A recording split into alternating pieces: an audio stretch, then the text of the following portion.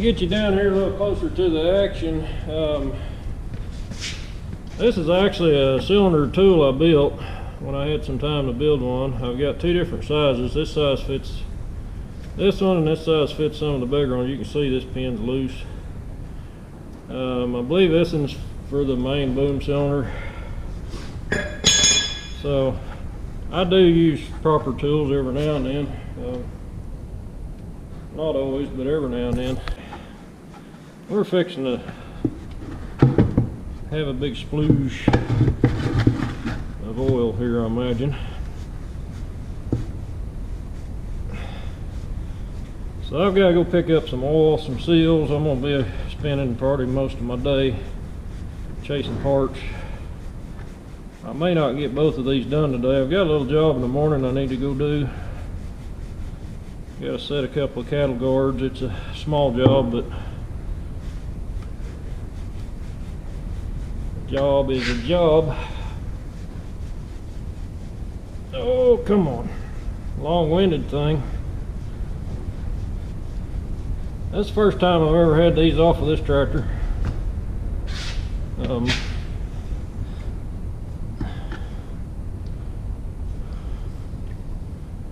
Some of that black gold there, that wasn't too bad. I have to break the line loose on the top up here, so it's pulling a vacuum on me pretty hard there.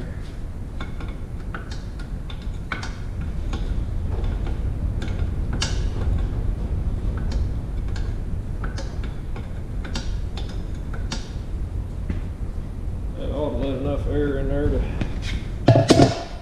let it come on out. Now when that piston comes out, there'll be quite a bit more on the back side of it.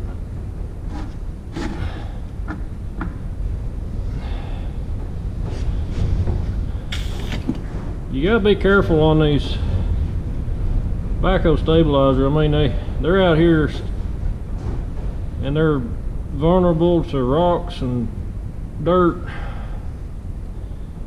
And all it takes is one good nick on these and you'll blow a seal kit.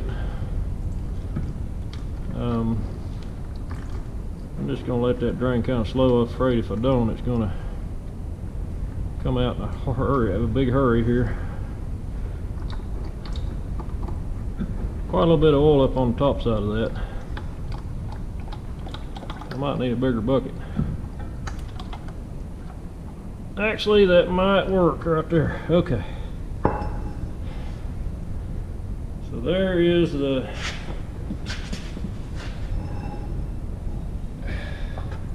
set this down here a minute. You can kind of see these seals they're starting to stress out quite a bit. You see how that's getting ragged? So they haven't blown yet and they're still holding really good, but it's when you see it ragging like that, that means it's starting to, that oil's starting to get to it. Once it cuts a path, it's done. Try not to bang that piston up because it's a pretty expensive part. Like I say, new piston's $100. So let me set this up here a minute. I've got to get a piece of wood under this. Set it on here for now.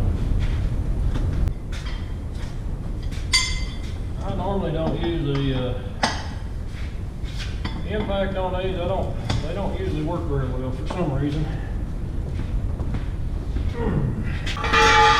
May not be heavy enough. Hurt me. I felt it give.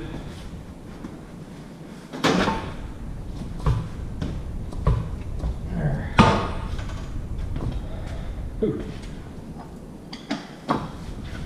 Okay. And we're getting loose.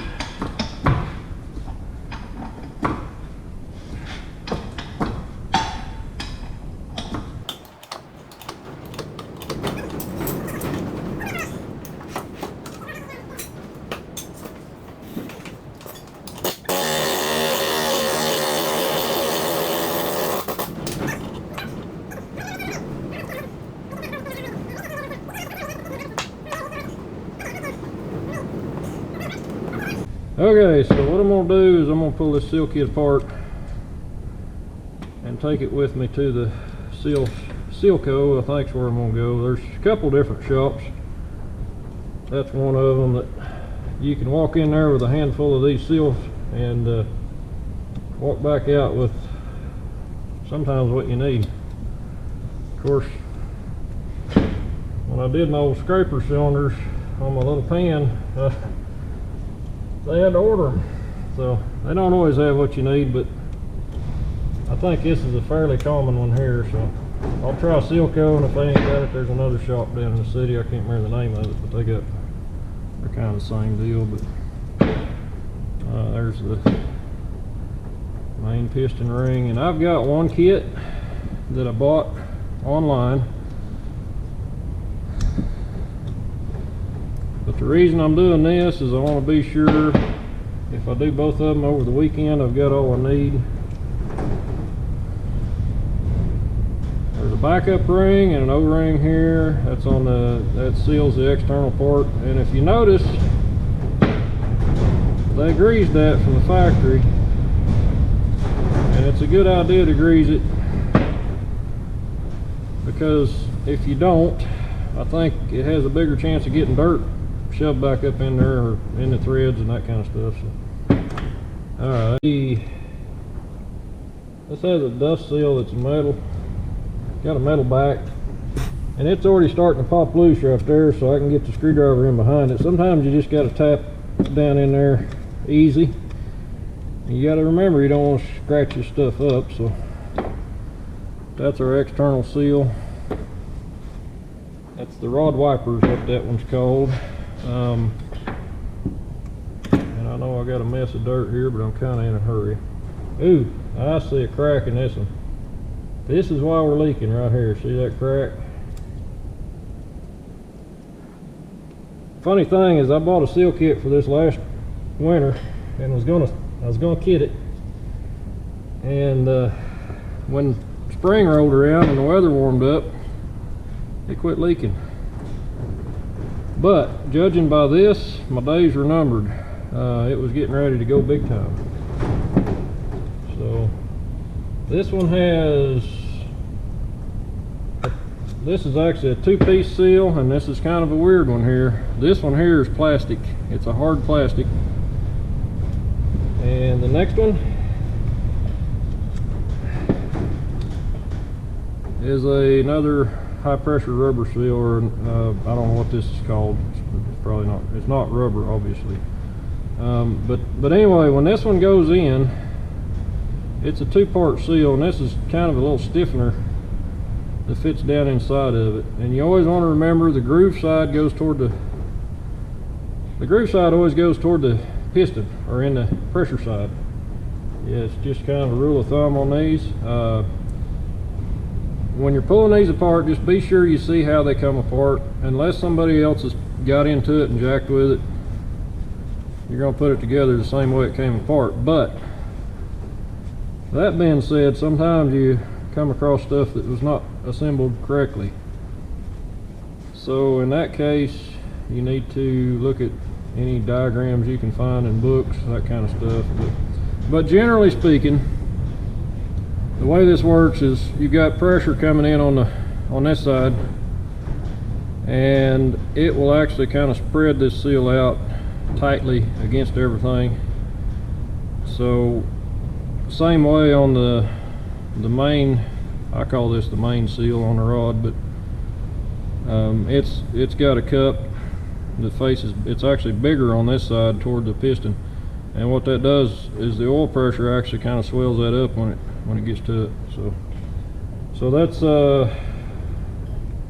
these are the three seals that came out of the I don't have them in order, that one, and that one. Okay, we are back from driving all over Oklahoma City all day, and I got a helpful hint for anybody that's going to go to a Sealco or a store like that that sells individual parts and pieces. Sealco is a good company. They have a lot of parts in stock on a shelf, but it takes time for them to match them. So what I ended up with, if I would have taken my old piston with me, I could have came home with this in one trip, but I did not have my piston, so he would not sell me this without measuring for the proper size kit. They have a book that shows the specs. The piston can be within these specs, and it says, okay, it uses this seal kit. So, that being said, I'm going to be able to reseal the old style piston. That's going to save me over $100. I've got some hydraulic oil here. I always like to dip my parts in hydraulic oil before I put them in. I finally broke down and bought a tool that I've been wanting to buy for a long time. They had them down there at the seal shop. Hercules seal twister. These are cool. Because what you do is you take, let's see, it's got to go in. This is going to be the side I'm standing on here, or standing by. Wait, did that wrong. You take it like this, and you pull the seal. Oop, you got to be sure it stays flat. Pull the seal kit, or the seal. You pull this gland, or this, a lot of people call it a gland, but that'll let it fit right down in there without fighting with it, without scratching it, without cutting it. Once you get it in place, you just basically snap it back in there. That is so much easier than fighting with them seals. That was done. It was that easy. Okay, we've got a buffer. They call this a buffer. That's a two-part seal. Like I talked about earlier, the groove in the back side of this goes toward the pressure. So in this case, it's going to be pointing down. I wonder if this will work for that. Let's see, that's got to be pointing down. So I don't know that it'll work on this one. It's probably not going to.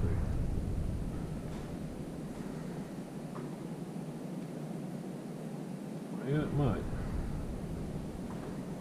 It's kind of slippery after it gets oil all over. Okay, oop, it got away. Well, I don't think we'll need it for that one anyway. But what you do on that one is you get it in the groove, and then this piece here goes in the top side of that. This is the hardest part to get in there. And that is a rectangle cross section, so I don't think it matters which way it goes in there. Put a little oil on it.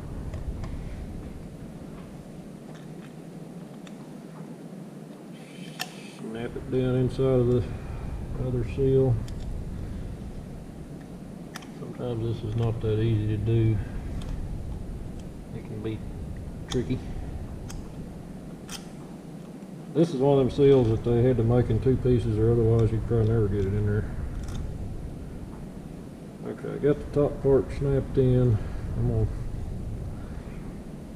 to just try to use my fingers and push the rest of it in there.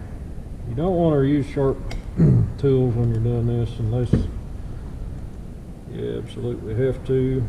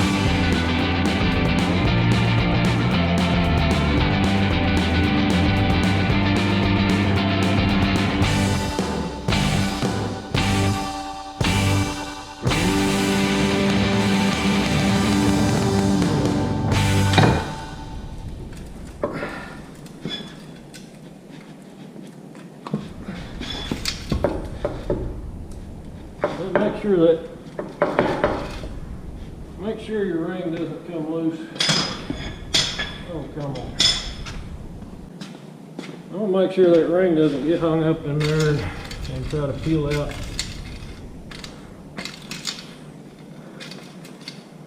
You should be able to see. Well, that kind of bothers me a little bit. I think it might wrinkled up on me there. Yep, sure did. So that seal tried to come out. That's why it stopped. Yeah, that ain't good.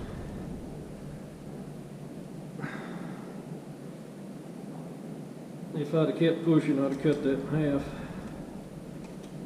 So on these, you know, you gotta watch when they don't go together.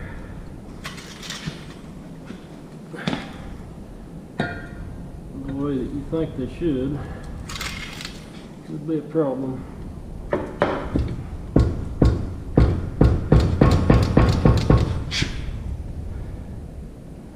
I think you did it again. I'm gonna have to, yeah, I sure did. Man, that ain't good. Okay, I may need to put the ring compressor back on and just compress that one ring and try to get it to conform a little better. Some tools here. What I'm going to do is I'm going to take this off, it'll compress a little bit tighter. I can get that thing, I can get it to shape or conform.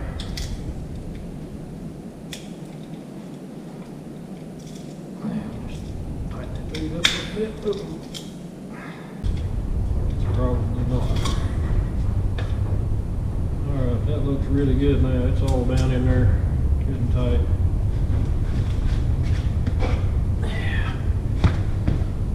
Hopefully, this will go right in this time.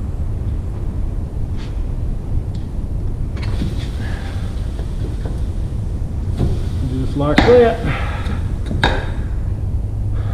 Cool. So that did it. Make sure I did put the bearing. Yeah, I got it back. All right.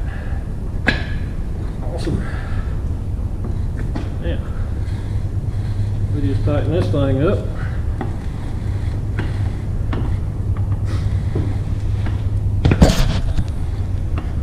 You can see what's going on. It's going to be discouraging if I'm just talking to myself. I do need to get me a good spanner tool that's adjustable. I've seen a few that are pretty reasonably priced. I probably just need to break down and buy one. I will someday. I hate using pipe wrenches on these, but I have had to do it. Sometimes you're in a hurry.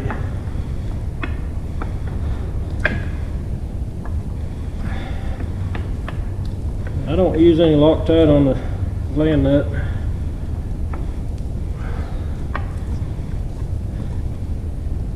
And these actually have a, when they finish them, they drill a hole halfway through the gland nut and the tube.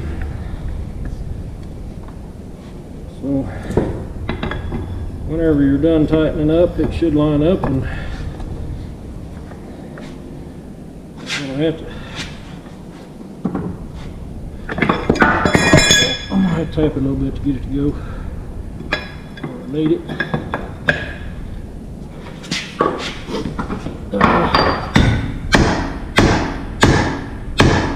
There we go.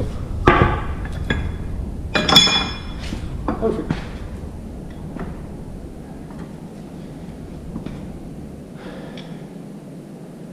Yeah, I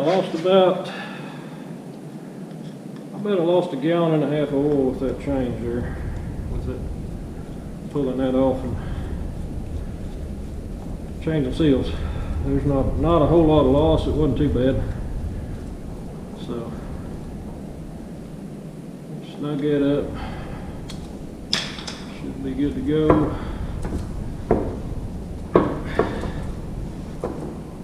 that thing over where it used to be.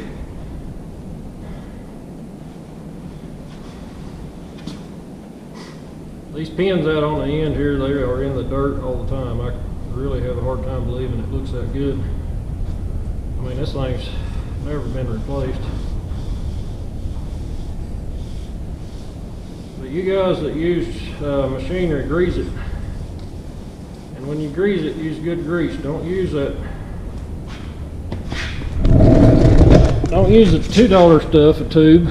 You buy the good stuff. See that right there? I mean, that pin's not even hardly wore a bit. I learned a long time ago with my second backhoe, things were wearing out kind of quick on it, and I was using cheap grease. That's a bad idea. I started buying Molly, and I could actually see things slow down on the wear, especially out on the bucket. The ones that are, to me, it works best on the ones that are in the dirt. I don't know why, but